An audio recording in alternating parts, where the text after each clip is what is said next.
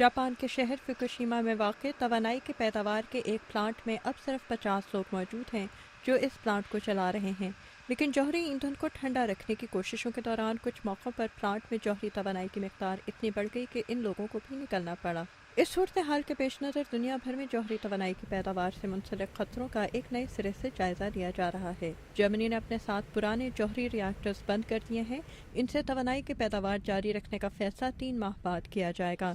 Germany की chancellor Angela Merkel: इन हालात की रोशनी में हम अपने तमाम न्यूक्लियर प्लांट्स का तफसीली जायजा लेंगे। फैनी जियल इन प्लांट्स में से एक के करीब रहती हैं। मुझे परेशानी ज़रूर है, लेकिन मेरी रात की नींद में इसकी वजह से कोई खलल नहीं पड़ा। रातों की नींद उन्हें गंवानी चाहिए जिन्होंने ये टेक्नोलॉजी ईजाद की है। यूरोपियन यूनियन टेस्ट के जरिए ये जानने की कोशिश कर रही है कि इसके इलाकों में वाक़ 143 जौहरी प्लांट्स ज़लज़ले के झटकों को किस हद तक बर्दाश्त कर सकेंगे। आलमी जौहरी तवानाई की तंजीम इंटरनेशनल एटॉमिक एनर्जी एजेंसी ने तशवीश का इजहार किया है। ये बहुत संजीदा सूरत हाल है।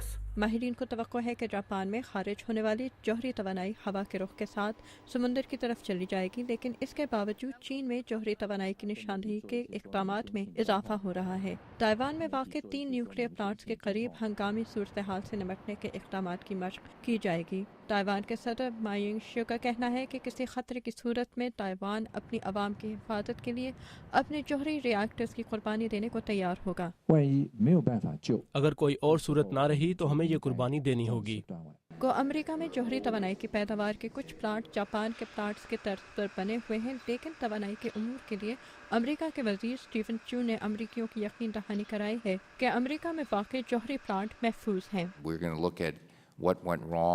हम ये देखेंगे कि जापान में इतने बड़े ज़लज़ले और सुनामी की वजह से हालात किस तरह बिगड़े। फिर इन मालूमात की रोशनी में हम अपने रिएक्टर्स पर दोबारा नज़र डालेंगे ताकि हम अपने हिफाजती इक़दामात को बेहतर कर सकें।